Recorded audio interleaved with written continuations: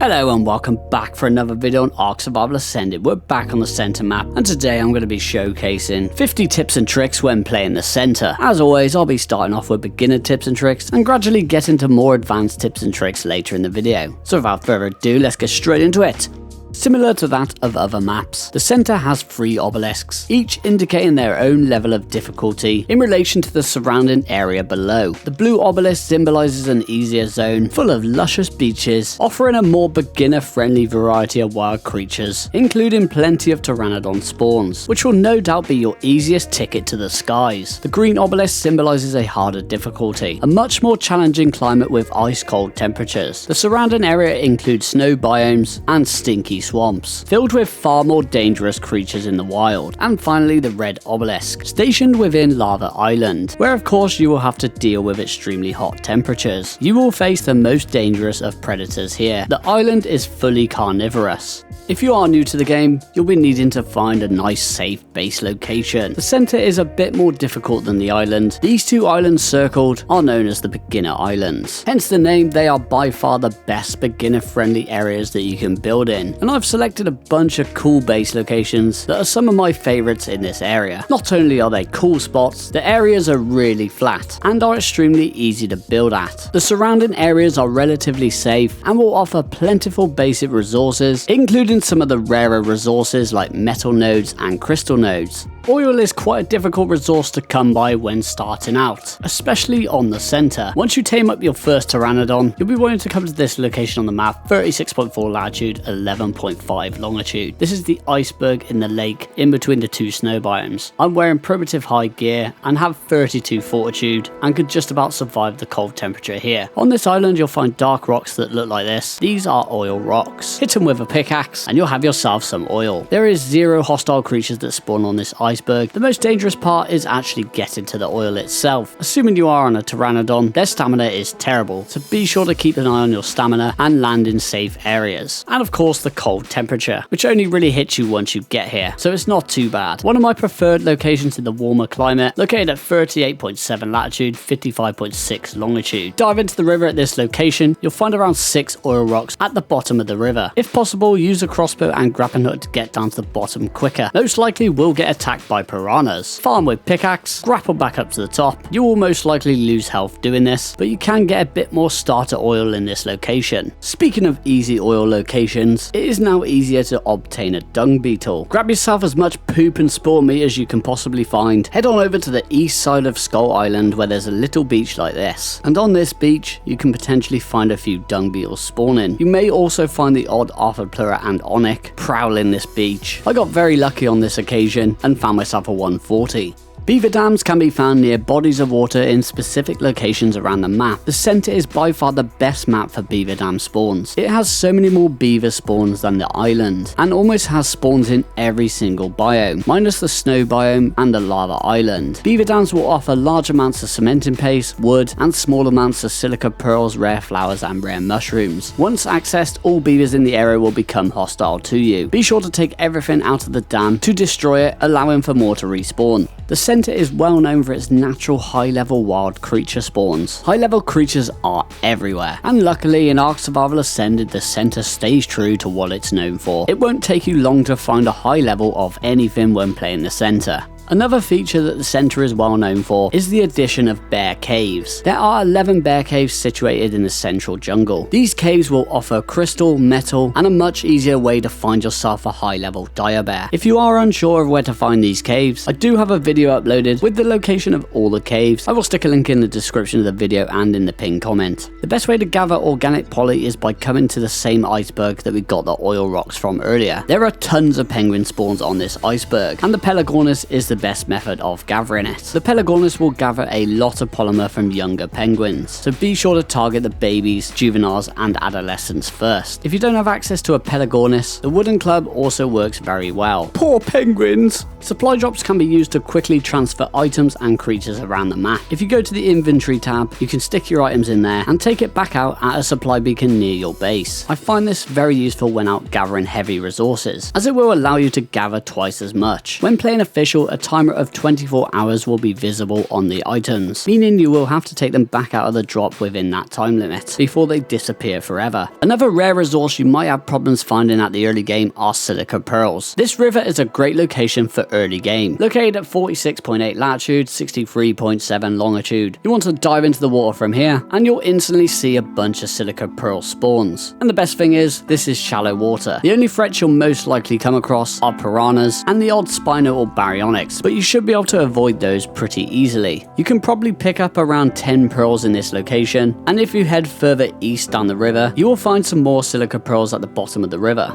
Honey is a very important ingredient and has a wide variety of uses. The only way to harvest it is through beehives or by taming a giant queen bee, only found in the redwoods biome furthest south of the map. You will find beehives attached to the giant redwood trees. On the plus point, there are tons that spawn in the redwoods, so you shouldn't have too much trouble finding one. While on the subject of these giant redwood trees, these trees are also the only way to gather sap. You'll be able to attach your tree sap tap to these trees. It will roughly produce one sap every 10 minutes, which will cap at 30, where you have to take it out for it to begin producing more. Rare flowers live up to their name on the center, actually being pretty rare. To find them, you'll be needing to head to the swamp, which is the area highlighted. These are the types of flowers that you're looking for. The most efficient way of harvesting them with the Pharazino's tickle attack. You won't get rare flowers every time, but when you do get a substantial amount. There is also another great spot for rare flowers, located inside the West Lava Cave. The Pharazino does not fit in here, but you can get it inside with a cryopod. There is a ton of these flowers in the first room. There are other herbivores like the Procoptodon that are pretty decent at harvesting these flowers, but nothing will compare to the Pharazinosaurus. Moving on back over to the swamp, we are now looking into rare mushrooms. Basically, any tree inside the swamp can be harvested for rare mushrooms. Once again, the Pharazino is the best for harvesting when using the primary attack.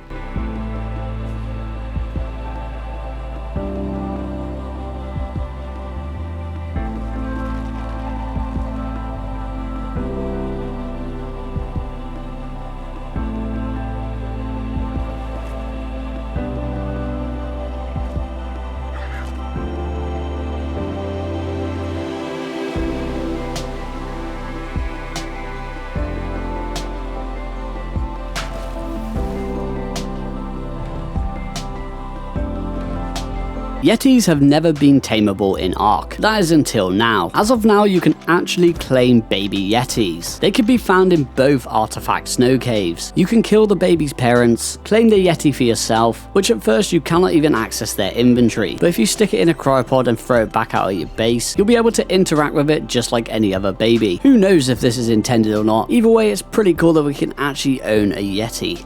Here's a load of ocean exploration tips, which will be a big help to you when exploring the vast ocean that the center has to offer. Underwater bubbles have been an iconic feature on the center for many years. In ARK Survival Ascended, they've had a lovely remaster, being bigger and looking better than ever. There are 2 underwater bubbles in total, and they can make for some really cool and strategic base locations, as they offer breathable air inside.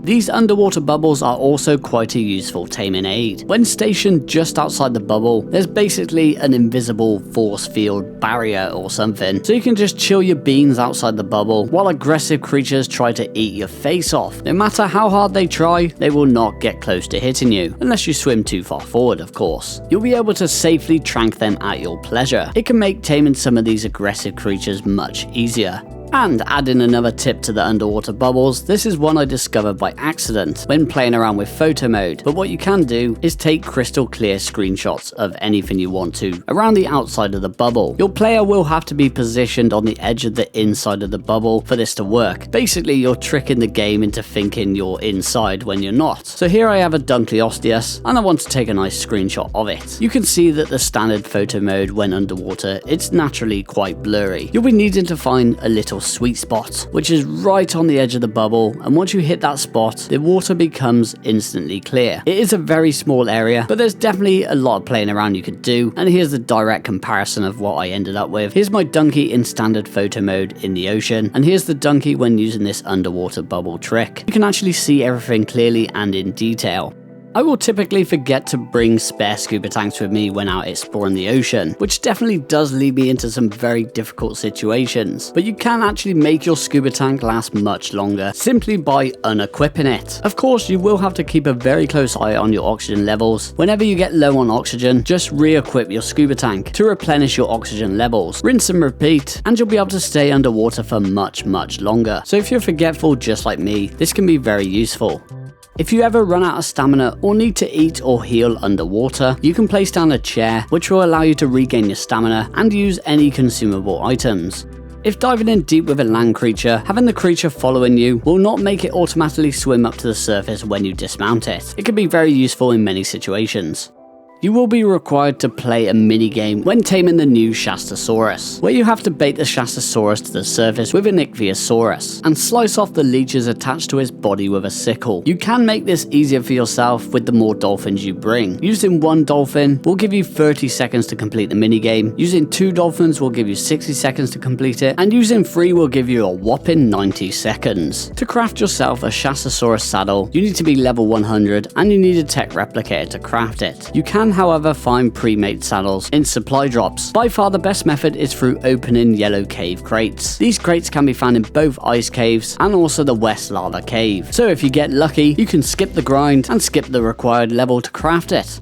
On the subject of avoiding crafting certain engrams, once you finally do manage to tame a Shastasaurus and saddle it up, it has a variety of different abilities, one including its periscope, which pretty much works the exact same way as tech binoculars, where you can see the base stats of creatures. This ability is amazing, as the only way you can unlock the tech binoculars is by defeating the Alpha Overseer, which isn't exactly the easiest of tasks. While on the center, you'll get some tech binoculars for free when using the Shastasaurus. Temporarily moving back to land. If you're ever in need of a ton of wood and don't want to manually harvest it, well, a Quetzal pumped in weight and beaver dams is a great combination. Due to its large size, it can walk into the shallow lakes without dismounting the rider. You can park it right next to the beaver dams, stand on its wings, accessing the beaver dam, and for the most part the beavers will not be able to hit you. But any beaver dams in deeper water, hover above the water, where you can give your Quetz a cheeky little bath and dip its belly into the water. Access the dam, quickly drop in or transfer in everything that you want, swim back up to your Quetz, and you should be able to easily remount it without too much trouble. Easy wood and cementing paste. And you don't have to kill any beavers so they can get back to making their dams. The artifact of the Immune Cave has 5 different entrances, and the artifact can be a nightmare to find if you don't know your way around. But all you need is one entrance, where you can get in and out in 1 minute. You will be needing scuba gear or Lazarus chowder to reach the artifact. This is the river entrance. You'll be wanting to come to 46 latitude, 58.6 longitude, and dive straight into the water from here. You will see an opening at the bottom of the river, which is going to be the cave entrance. Head straight down the tunnel, and when you reach the main room, take a left and head on down to the bottom. Visibility is pretty poor in this cave, and you can't really see a lot, including the artifact, which is hidden in a bunch of river reeds. Coordinates of the artifact: 50 latitude, 60.2 longitude. Typically there is also a blue loot crate that spawns next to the artifact. It doesn't seem to be here right now, but it is here quite often, so you can come here to quickly grab the artifact, maybe even a cheeky loot crate, and maybe even some silica pearls that can be found in the middle of the artifact room. The artifact of the Devious is also a very easy artifact to obtain. The cave is found inside the iconic floating island and has 3 different entrances, but the main reason why I've put it on the list is because it is rather unique. It is currently the only cave in the game where you can use flyers inside. The other 2 entrances are found directly underneath the floating island itself. You can happily fly your RG and Anki up through here and harvest all the riches within. There is tons of crystal and tons of metal in this cave, and of course you'll be able to easily grab the artifact of the Devious by just flying up to it. Here's a couple of tips to help you out in finding black pearls. The Eurypterid can be found at the bottom of the ocean floor. The best way to harvest these, head to the coordinates of 90 longitude, which is where you'll find the world barrier. Once at the bottom of the ocean, you will want to follow the world barrier to either the north or the south, depending on which part of the map you're at. There is 0 foliage at this part of the ocean, and they are ridiculously easy to spot, and they will spawn everywhere down here. Chop them up with a pick for best results, and you'll have a small chance of finding some black pearls. To harvest black pearls in bulk, you will need to hunt the biggest and most dangerous predators of the ocean. The standard Tuso Toothfist can be killed for a random amount of black pearls, while the Alpha Mosasaur will drop 100 a time, and the Alpha Tuso will drop 75. Once again, you will find them at the deepest parts of the ocean, and I do end up finding a few when following the same path from the previous tip, and head into the giant underwater cavern from there, which is where I found this Alpha Tuso, with the Alpha Mosa and Alpha Tuso also giving you a high chance of finding high quality fishing rods. Fishing is a great way to farm blueprints and odd bits of rare resources. Saber-tooth salmon are the best fish to catch for best results. And here is a nice selection of my favourite fishing spots on the map. I've never really had the patience for fishing, but it is still a viable way to farm blueprints. And from my experience, it's still the only way that you can find a gas mask blueprint in the game. It is the perfect time to showcase how good the Dunkleosteus is for this map. There is tons of metal, oil and obsidian spawns in the deep parts of the ocean where you'd find the Tusos and the Eurypterids, furthest east of the map near the world barrier once again. Here is one of many clusters of metal that you can find in the ocean. You could bring a bunch of donkeys, all pumped in weight. You will most likely need a few bodyguards as it is extremely dangerous down here, but the amount of metal you can farm down in the deep ocean is unreal. The Argentavis is one of the most important creatures in the entire game, and you'll be needing a trap to make taming one much easier. This is a trap created by Chaos Bear Gaming, and this trap really impressed me, and he kindly gave me permission to showcase his trap in my video. And all you need is 4 pieces, 1 pillar, 2 stone walls, and a sloped stone roof. Start by placing the pillar and raising it up. On the left side of the pillar, place a secret doorway, and on the right side of the pillar, place a double doorway. Then place a ramp above the double doorway, and that's the trap built in all of 10 seconds. Be sure to check out his channel and show him some love. And if you are looking for some more awesome traps, please do go check out his trap showcase. I will leave links to his channel and the video in the description of the video and in a pinned comment. A Phylocolio can be used in the jump puzzle cave to skip past the jump puzzle and easily grab the artifact. When playing Ark Survival Evolved, when running the puzzle cave, if you use any creature that could climb, you would automatically take massive health damage over time. Well, it seems that doesn't exist anymore, and you can happily run your Phyla up the walls, chill out, stop for a break, take your time looting all the crates, and your Phyla won't take any damage at all. This red crate up by the artifact spawns every time, so it's the easiest red crate you'll ever loot. I wasn't initially going to include the Pyromane at all in this video, as it's pay to win DLC, but if you do own the DLC, it is quite useful even for PvE players. It also makes retrieving Artifact of the Pack very easy, and all you have to do is jump and then flame leap up to this stone beam, run to the end of the beam, and do the same to make it to the artifact platform. And being as it is immune to lava, you can happily run the jump puzzle with it, without the worry of falling into lava and being burnt to a crisp. It'll be the easiest free red loot crates you've ever looted. And just a quick rundown of its abilities: an exceptional battle mount, able to transform from large form into a shoulder pet that becomes a flamethrower when on your shoulder. Overpowered. It has the ability to cook meat in its inventory and will generate cooked meat jerky and prime meat jerky over time, without the need of oil or spark powder. They can provide fuel to objects that burn wood, like a campfire for example, and when ridden or on your shoulder, they provide a massive insulation buff. And of course, it is immune to lava and fire. The Megalania is typically a very rare creature to find, and you do need a lot of Megalania toxin for the alpha boss fight. Luckily, there is a large cave in the redwoods where they will commonly spawn, and if you are hunting them for their toxin, it may be more beneficial to tame a mating pair. Every baby will include 2 Megalania toxin in their inventory, plus they still drop 2 Megalania toxin whenever you knock out a wild one anyway. There are a wide variety of creatures that are great for the center's boss arena. The Megatherium will deal massive amounts of damage and has massive damage resistance with its insect killer buff when killing the spiders summoned by the broodmother. The Tyrannosaurus Rex speaks for itself. It is a powerhouse in any boss fight. The Therizinosaurus, with damage and health rivaling the T-Rex, with the ability to heal from sweet veggie cakes, makes it a formidable boss fighter. And finally, the Spinosaurus. We finally have a boss arena that caters to the Spino's needs. The arena is flooded with water, meaning it will have a constant hydrated buff, which will contribute to the Spino outputting more damage. And of course, for support, the Utyrannus with its ability to buff allies with its Courage Roar, and the Daedon to heal your creatures.